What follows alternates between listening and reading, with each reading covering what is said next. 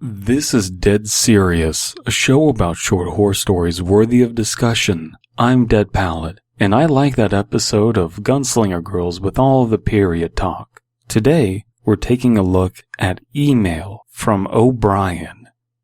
Without further ado, email from Special Operative Derek O'Brien of the CIA, sent May 4th, 2012 at 3:23 a.m. Larry, I've got a lot to tell you, and no time to tell it, so before you read this email, just take your kids and Rachel, go and get your mom, and head for the mountains up north. Just trust me on this one, brother. Well, this story already has my attention. That's a very catchy way to get people interested. Let's hope that Larry does that, because it sounds like O'Brien knows what he's talking about. Let's press on and figure out what this story is doing. I don't have a whole lot of time to explain what's going on here, but you really need to know before it's too late. Back in December, when we visited Mom for Christmas dinner, I told you that I'd been drafted to a different division of the CIA and that I'd have to move to a city far away for a while. I couldn't tell you at the time, but now you really need to know. Exclamation point even. When I was drafted, I became a special transport operative working in Florida. It was my job to move machinery, biological materials, and scientific samples from the CIA's testing facility in Florida to their base of operations in Washington. I'm not allowed to know exactly what we transport for security reasons, but I know that whatever we were transporting just now was extremely important. I hope this story keeps up the tension because I don't want to stop reading it right now and analyze it, so it's doing something right. Let's hope it doesn't shit the bed as some stories do. But this is a story that is being purported to be real. It's journalistic. It's like a diary because we're actually getting this in email form. It's important to understand that the kind of horror that we're dealing with is internet-based and contemporary, and this seems to be someone trying to circumvent some governmental red tape of some sort. Right now on this page it says a photograph from the truck taken before it left the depot, and we have a picture of the truck that Derek was driving, O'Brien. Let's press on and see what else this is doing. Usually we have 3 men traveling with each lorry, 2 drivers, 1 to drive, 1 to take over if there are any problems, and 1 armed guard to prevent any roadside attacks. The lorry I just came from had 8 guys, 6 of us were armed. I wasn't one of them. Well, here is a problem in the story, something I can be critical about. Does anyone in America use the term lorry? The answer is no. Unless someone wants to correct me in the comments, no one uses the term lorry in America. And this is in Florida, and this is the CIA, so we're in America. We've just been on our way out of Florida with a lorry full of God knows what when we were hit by a massive oil tanker. We were knocked off the road and ended up crashing our lorry into a massive ditch. I'm fine, by the way. Few cuts, bit achy around the neck, but I can walk and stuff. I should really be doing this in a British accent, shouldn't I? Anyways, after we ended up in this ditch, the lorry was surrounded. I heard gunfire all over. I didn't know what to do. I just ducked in cover and hoped for the best. The guy next to me, who was driving at the time, restarted the engine in a panic, trying to get away, and the next thing I knew, he had been shot by someone I couldn't see in front of us, straight through the chest. I reached up and hit the panic alarm on our driver's cabin, which should have let the testing facility know to send us some sort of backup.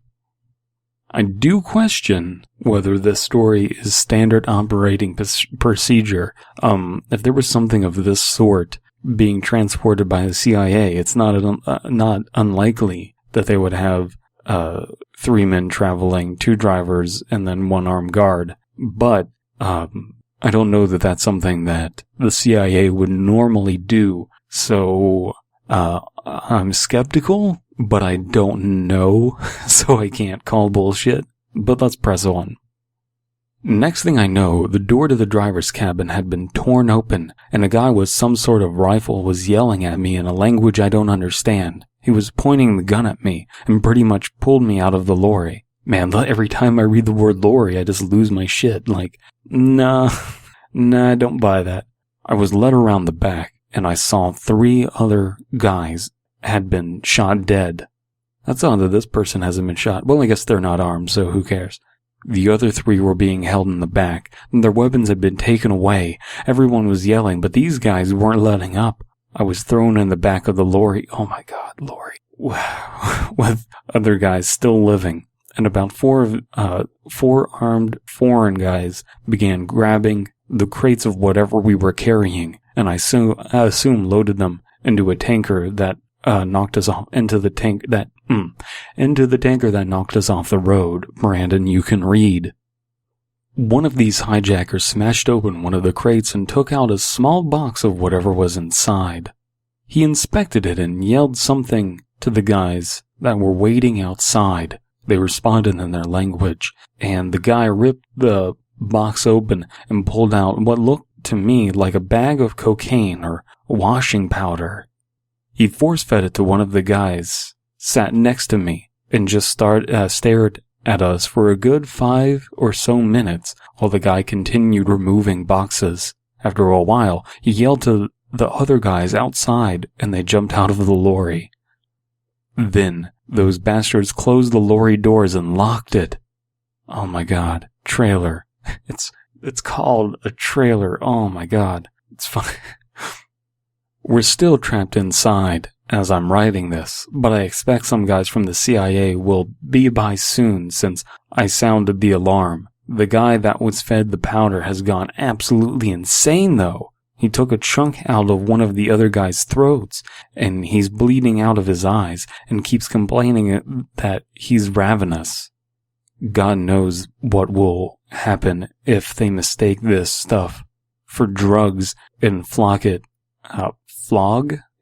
on the black market. Flog. I just googled the word flog, and apparently it doesn't just mean to whip or stick as a use a whip to use a whip or stick as punishment, but also to sell or offer. But that is, according to Google, British English. This person is really fucking confused about American dialect. So we very firmly have a British author, but an American narrator, and that's a little bit of a problem. But it's easy enough to fix.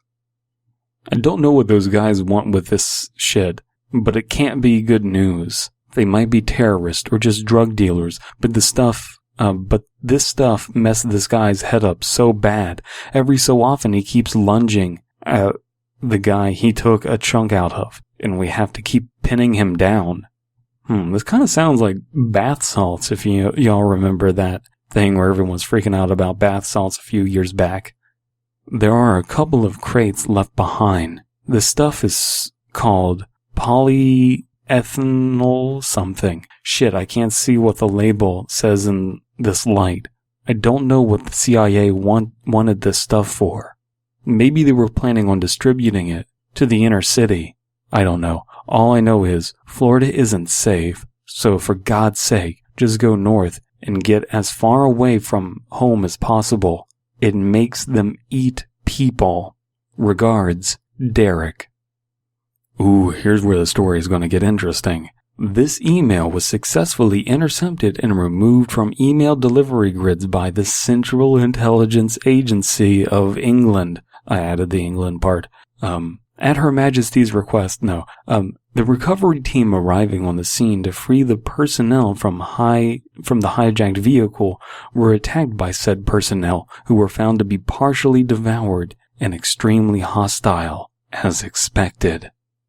Although we were not able to proceed with inserting methylene hydroxypyroverloading into the Washington water supply, we predict the widespread distribution of this substance as a legal drug will have the same outcome, if not on a lower timescale. Project Salts will be continued. Okay, so it was bath salts.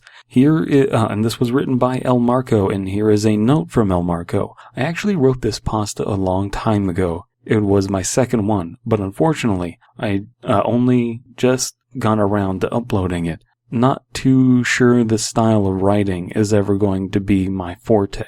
If they mean writing in American dialect, maybe they are having problems. Here's the thing, though. While this story is cool and interesting and is definitely real-world horror because it's talking about bath salts and the problems of that and this conspiracy that the CIA has to infect the Washington water supply with this, while that's all well and good, and I'm not being facetious at all, it's actually really excellent, and I really like it. Why would we know about this email? Who are we? How did we get this email if it was intercepted? Who are we in this story? Who are we, the person who is being told this? Are we the CIA director? These are the questions that I have, and these are the questions that I hope you have as well. In the comments, Tyler Greenfield says, us Americans prefer to call our lorries trucks. If your character was American, he would also use trucks instead of lorries. Yes, Jesus Christ. Banning K 1979. Great story. You incorporated some excellent contemporary issues into this and went fairly well established and went with a fairly well established government conspiracy theory. The pace, tempo, and length was all perfect and made for a brisk, exciting read. Excellent work. I completely agree, Bannon K. You really hit on everything there. That's what this story is excelling at. This is this writer's forte. It's quite good. I just have questions about who we are listening to it, reading it. But for all of its British faults and its questions of who wrote the story, this is a good template for using real-life, contemporary issues that are big in pop culture. This is a good story to go by. It's a great template. But moving on to our sponsor of the day. Today's sponsor was Your Right Hand. Your right hand, it's pretty damn good at hitting that like button.